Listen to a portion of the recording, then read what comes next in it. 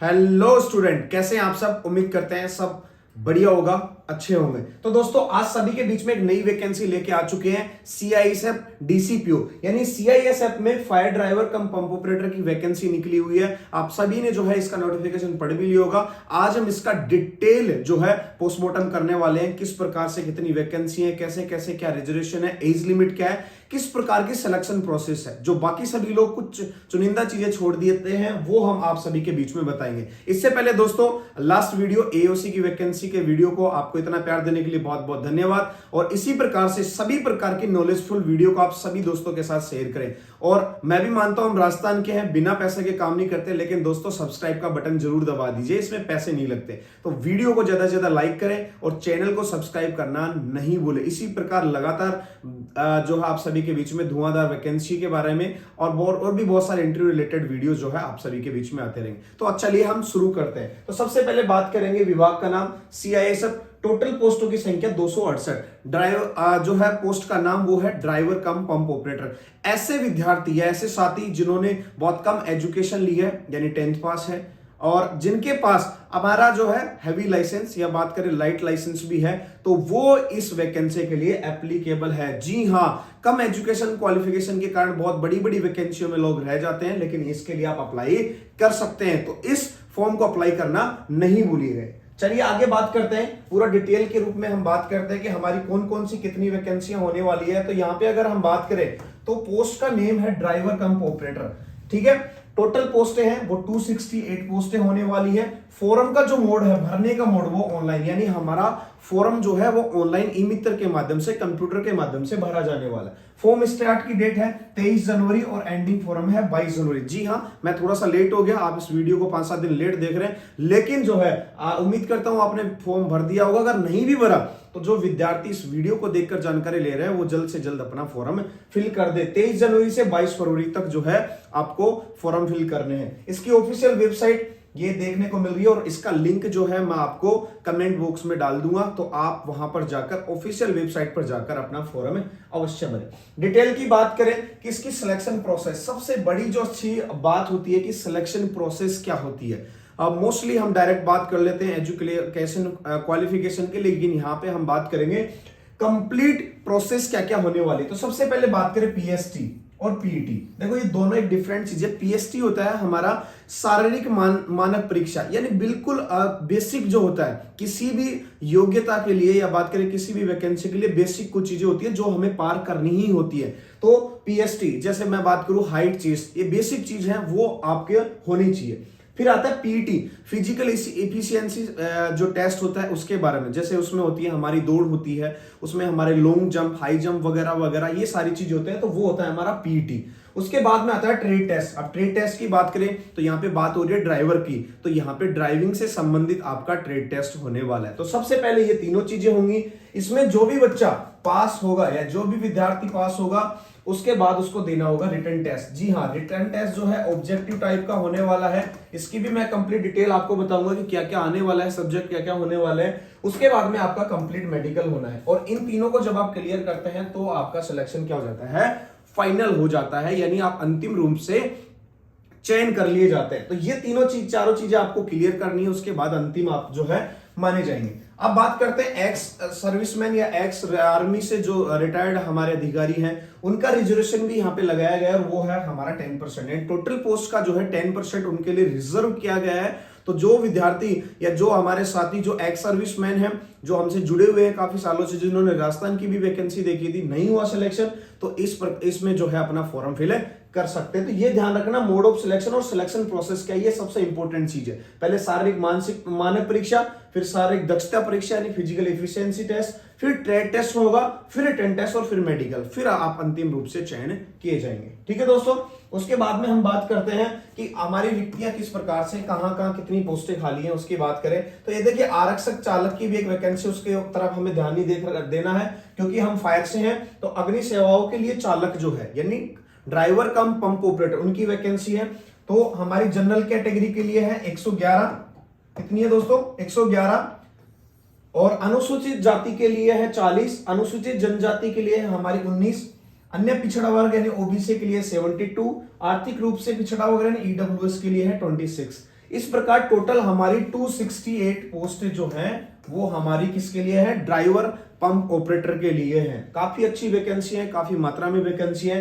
तो कंप्लीट अपनी कैटेगरी के अकॉर्डिंग, रिजर्वेशन के अकॉर्डिंग आप जो है इनको फॉर्म फिल कर सकते हैं। उसके बाद में आप बात करते हैं कि एज लिमिट। अब एज लिमिट का सबसे बड़ा लफड़ा रहता है कि काफी जगह कम दिया जाता है, यहाँ पे भी थोड़ा मैं मानना चाहूंगा कम है, क्योंकि जो ड्राइवर होते हैं उनका एक्सपीरियंस ज्यादा होता है या उनकी एज ज्यादा होती है, तो थोड़ा सा एज ज्यादा देना चाहिए, लेकिन यहाँ पे जो है कम दिया गया है। 21 से 27 ईयर यानी 21 से 27 साल के अभ्यर्थी इसमें अप्लाई कर सकते हैं, लेकिन जो हमें रिजर्वेशन अपनी कैटेगरी के अकॉर्डिंग मिला हुआ है वो भी एप्लीकेबल है। जैसे ओबीसी को 3 ईयर का है तो वो 27 + 3 वो 30+ हो जाएगा, और SC/ST को 5 ईयर का है तो ये हमारा 32 हो जाएगा। इस प्रकार अपनी कैटेगरी वाइज जो है आपकी एज लिमिट होने वाली है, इसको जो है आप देखकर फॉर्म फिल कर सकते हैं। उसके बाद में एक्स सर्विसमैन की अगर एज लिमिट की बात करें तो जनरल ओबीसी की जो कैंडिडेट है वो 40 ईयर यानी 40 साल के जो भी एक्स सर्विसमैन है वो फॉर्म भर सकते हैं। SC/ST के 45 ईयर, क्योंकि चूंकि इनको 5 साल का आरक्षण है तो इसलिए 45 साल के जो है अभ्यर्थी जो है उसमें फॉर्म फिल कर सकते हैं। ठीक है दोस्तों, अब उसके बात करते हैं शैक्षिक योग्यता, यानी आपकी जो है एजुकेशन क्वालिफिकेशन, और साथ में जो हम बात कर रहे थे ड्राइविंग लाइसेंस क्या क्या होना चाहिए उनके बारे में बाकायदा जो है ये आपका नोटिफिकेशन या बात करिए PDF आपको हमारे कमेंट बॉक्स में मिल जाएगी, या आप CISF की ऑफिशियल वेबसाइट पर जाकर जो है इसका कंप्लीट नोटिफिकेशन डाउनलोड कर सकते हैं। काफी पेज का है, आराम से एक एक चीजें पढ़नी है। फोटो का साइज क्या होने वाला है, हस्ताक्षर का साइज क्या होने वाला है, लेटेस्ट 3 महीने पहले की फोटो होनी चाहिए, और फोटो के ऊपर जो है डेट ऑफ फोटो यानी जिस दिन फोटो खिंचवाई है वो भी लिखा हुआ होना चाहिए। तो हमेशा कोई भी फॉर्म फिल करने से पहले हमेशा उस जो आपका नोटिफिकेशन होता है उसको कंप्लीट रूप से पढ़े, उसके गाइडलाइन को फॉलो करते हुए आगे ही आप फॉर्म भरें, ताकि भविष्य में कोई भी किसी प्रकार की गलती गुंजाइश ना रहे और आपको जो है सेवा से मौका ना मिले। इस प्रकार का नहीं होना चाहिए। तो शैक्षिक योग्यता की बात करें तो मान्यता प्राप्त बोर्ड मैट्रिक यानी 10th पास जो है आप कर सकते हैं, या इसके अलावा ऊपर आप कुछ भी कर सकते हैं तो वो भी देखो। इसके अलावा कोई भी शैक्षणिक प्रमाण पत्र आपके पास है भारत सरकार द्वारा, कोई भी जो है बोर्ड के द्वारा, तो वो भी आप इसमें लगा सकते हैं। तो मिनिमम हो गई हमारी 10th पास, बाकी मैक्सिमम कितनी भी हो सकती है। उसके बाद में इंपॉर्टेंट है हमारा ड्राइविंग लाइसेंस।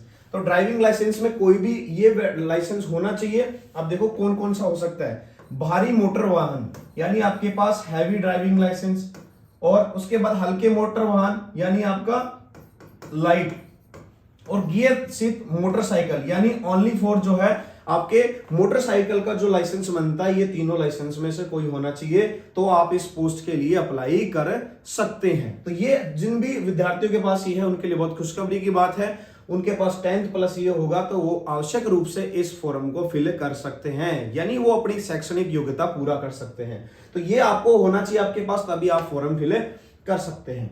ठीक है, अब बात करते हैं शारीरिक मापदंड की। जो मैंने बात किया था आपको कि जो शारीरिक मानक परीक्षा है, ओनली मानक परीक्षा, मैं दक्षता परीक्षा की बात नहीं कर रहा, मानक यानी जिनमें बेसिक चीजें तो होना ही जरूरी है। उसमें सबसे पहला आता है हाइट, यानी आपकी जो हाइट है 167 सेंटीमीटर होनी चाहिए।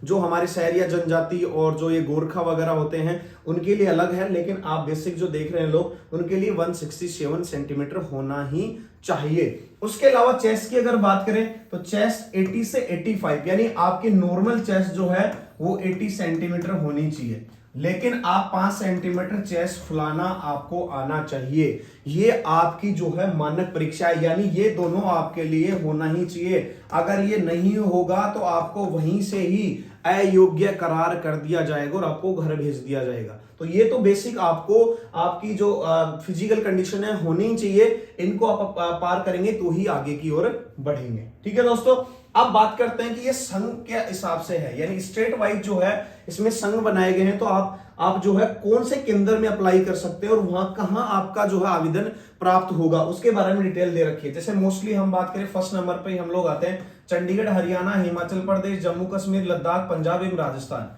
तो मोस्टली यही है, और दिल्ली यूपी वाले ये अलग है। तो उत्तराखंड में हम लोग आते हैं, जो कहां जाएगा, पोस्ट महिपालपुर, नई दिल्ली, यहां पे हमारा जाएगा। यानी किसी भी प्रकार की हमें सहायता अगर फ्यूचर में चाहिए होगी तो यहां से हम प्राप्त कर सकते हैं। अलग अलग स्टेट की बात करें, दिल्ली यूपी वाले लोग जो है वो यूपी के अंदर, ठीक है। अगर गुजरात महाराष्ट्र से है वो नवी मुंबई, छत्तीसगढ़ मध्य प्रदेश के वाले लोग जो है वो छत्तीसगढ़। तो अलग अलग जो आपके संघ बनाए गए ताकि फ्यूचर में भी आपको किसी प्रकार की कोई गलती होती है तो वहां जाकर जो आप ठीक करवा सकते हैं। या बात करें आपके जो है आपकी फिजिकल इफिशियंसी टेस्ट या आपका जो है लिखित परीक्षा, वो यही संपन्न मेरे हिसाब से होनी चाहिए, इसलिए ये पते दे रखे हैं। ठीक है दोस्तों, ये आप जनरल इंफॉर्मेशन है। अब बात करते हैं शारीरिक दक्षता परीक्षा। देखिए 2 प्रकार की मैंने बताई थी, एक तो थी मानक परीक्षा, अब आती है दक्षता परीक्षा, यानी वहां पे आपको ये चीजें परफॉर्म करके दिखानी है, तभी आप जो है आगे लिखित परीक्षा की ओर बढ़ेंगे। तो उसमें यानी बात करें फिजिकल क्या क्या है, मोटा मोटा बात करें तो फिजिकल क्या क्या है, तो आपको 800 मीटर दौड़ जो है वो 3 मिनट 15 सेकंड में आपको करनी पड़ेगी, यानी 3:15 में 800 मीटर 400 मीटर के 2 राउंड जो है आपको लगाने पड़ेंगे। लंबी कूद जो है आपकी 11 फीट में, 11 फीट क्या है जी, लंबी कूद है, लेकिन यहाँ पे दे रखा है 3 अवसरों में, यानी आप 3 बार में जो है 11 फीट क्लियर होनी चाहिए। यदि आप 3 बार में भी नहीं कर पाते हैं तो आप वहां पे अयोग्य करार दिए जाएंगे। ठीक है दोस्तों, ये आप अच्छे से देख सकते हैं। उसके अलावा अगर बात करें ऊंची कूद तो सेम 3 फीट 6 इंच दे रखी है, 3 6, और ये भी आपको 3 अवसरों में क्लियर करनी ही होगी। ठीक है, तो ये इस फिजिकल की तैयारी आप रेगुलर अभी से करिए ताकि बाद में प्रॉब्लम नहीं है, बेसिक्स ही है, हो जाएगी, कोई ज्यादा प्रॉब्लम वाली बात नहीं है। उसके बाद आता है ट्रेड टेस्ट। जैसा कि मैंने बताया था कि पहले फिजिकल एफिशिएंसी टेस्ट, उसके बाद ट्रेड टेस्ट। ट्रेड यानी आपके वाहन से संबंधित चीजें पूछी जाएंगी, तो हल्के वाहन यानी लाइट वालों के लिए 50 नंबर का होगा, जिसमें 25 नंबर तो आने ही चाहिए। देखिए हर अंक क्या होता है कि बेसिक, इसमें से आधे नंबर 25 नंबर तो आने चाहिए। अगर 25 नंबर भी नहीं आए तो आपको वहां पे डिस्क्वालीफाई कर दिया जाएगा। हालांकि इसका मेरिट लिस्ट पे कोई प्रभाव नहीं पड़ेगा, आपको सिर्फ यह जो परीक्षा है सिर्फ पास करनी है। ठीक है, भारी हैवी वालों के लिए वही सेम 50 में से 25। व्यवहारिक जानकारी और वाहनों की हल्की मरम्मत की योजना, यानी साइन वगैरह के बारे में बात करेंगे कि ये किसका साइन है, आपको इंडिकेटर्स कैसे होते हैं, टायरों में हवा प्रेशर क्या होता है, ये सब सारी चीजें जो है आपको पूछेंगे। 30 में से 15 नंबर आपको आने चाहिए। देखो यहाँ पे बाकायदा लिखा गया है कि ट्रेड परीक्षा में प्राप्त किए गए अंक अभ्यर्थी के मेरिट के स्थान को प्रभावित नहीं करेंगे, यानी इनका मेरिट से कोई लेना देना नहीं, सिर्फ हमें इसको पास करना है। चूंकि ट्रेड परीक्षा केवल अर्हक प्रकार की है, अभ्यर्थी द्वारा न्यूनतम अर्हक अंक प्राप्त किए जाने चाहिए ताकि वह भर्ती में आगे की प्रक्रिया में शामिल हो, यानी इनमें से सिर्फ इतने नंबर आप लाओ और आगे की ओर बढ़ जाओ, ये सिर्फ दिया गया है। तो आपको ये भी चीजें साथ में आनी चाहिए। ठीक है दोस्तों, अब आती है लिखित परीक्षा, यानी आपका जो है रिटन टेस्ट। रिटन टेस्ट में क्या क्या है कि देखो पीएसटी पीईटी वाले जो भी कैंडिडेट अप्लाई करके आ चुके हैं यानी पास करके आ चुके हैं, उनकी क्या होगी जी लिखित परीक्षा। उसमें क्या क्या होगा, देखो प्रश्न पत्र में क्या क्या आएगा, सामान्य सचेतता, सामान्य जानकारी यानी जीके वगैरह आएगी, मैथ आएगी, विश्लेषणात्मक अभिरुचि यानी आपकी रीजनिंग आएगी। इस प्रकार का जो है आपका टेस्ट होगा, और टेस्ट क्या होगा 100 बहुविकल्पी यानी ऑब्जेक्टिव टाइप टेस्ट होगा। 100 क्वेश्चन आएंगे और 100 अंकों का होगा, जो 2 घंटे में होगा। किसी प्रकार की कोई नेगेटिव मार्किंग नहीं होगी। तो आपको पता चल गया कि टेस्ट में भी क्या क्या आने वाला है। अब देखिए क्या कह रहा है कि यहाँ पे भी अर्हक यानी न्यूनतम प्रतिशत पास होना जरूरी है। सामान्य ईडब्ल्यूएस एएसएम के लिए 35% होना चाहिए, यानी 100 में से 35 तो होने ही होने चाहिए, अदरवाइज आप अयोग्य करार कर दिए जाएंगे। अनुसूचित जनजाति यानी एससी एसटी और ओबीसी के लिए 33%, ये तो आने चाहिए। बाकी आपकी मेरिट लिस्ट के अनुसार जो है आपको वहां पे देखने को मिलेगा। ठीक है, ये यहाँ पे बाकायदा दे रखा है कि 35% और 33% पास हो गए, उनका वहां अगले चरण के लिए बुलाया जाएगा। यानी अगर बात करें उनको फिर जो है आपके चिकित्सक मानदंड यानी बात करें मेडिकल टेस्ट के लिए बुलाया जाएगा। बाकी मेरिट लिस्ट फाइनली किसके हिसाब से होगी, आपकी लिखित परीक्षा के हिसाब से होगी। तो दोस्तों ये था हमारी कंप्लीट इसका ब्यौरा। उम्मीद करता हूं शॉर्ट वीडियो के माध्यम से अच्छे से समझ में आया होगा। किसी भी प्रकार की आपको कोई समस्या आती है, कोई नया टॉपिक लाना है, कोई भी चीजें पूछनी है, कमेंट करके जरूर हमें बताएं। वीडियो कैसी लगती है ये भी हमें बताएं, किन चीजों का सुधार करना है वो भी हमें बताएं, क्योंकि हम हमेशा के लिए आपके सहयोगी के रूप में खड़े होते हैं। तो आपकी जो है कमेंट हमारे लिए बहुत ज्यादा इंपॉर्टेंट है। ठीक है दोस्तों, तो ये एक वैकेंसी थी, बहुत ही जबरदस्त वैकेंसी थी। अपने घर में बड़े भाई बहनों सबको बताएं, लेकिन ध्यान रहे सिर्फ मेल कैंडिडेट के लिए। तो अपने बड़े भाई जो हैं घर में जो ड्राइविंग का काम करते हैं उनको आप बता सकते हैं, उनके लिए अच्छी वैकेंसी है। किसी प्रकार की कोई सहायता चाहिए आप हमें कॉल कर सकते हैं, नंबर मिल जाएंगे, एड्रेस आप सभी को मिल जाएगा। बस आप जो है वीडियो को जो है सभी के साथ लाइक करें, शेयर करें और जो है चैनल को सब्सक्राइब करें। दोस्तों बहुत ही जबरदस्त मेहनत हम आप लोगों के लिए करते हैं। स्क्रीनशॉट ये सब बनाना काफी घंटे लगते हैं सिर्फ और सिर्फ आपके लिए। तो हम जैसे आपके लिए डेडिकेटेड हैं वैसे ही आप वीडियो को लाइक शेयर और सब्सक्राइब करना नहीं भूलें। ठीक है दोस्तों, मिलते हैं जल्दी एक नई वीडियो के साथ। टॉपिक जो है कमेंट में करके बता दें। तब तक के लिए जय हिंद, जय भारत।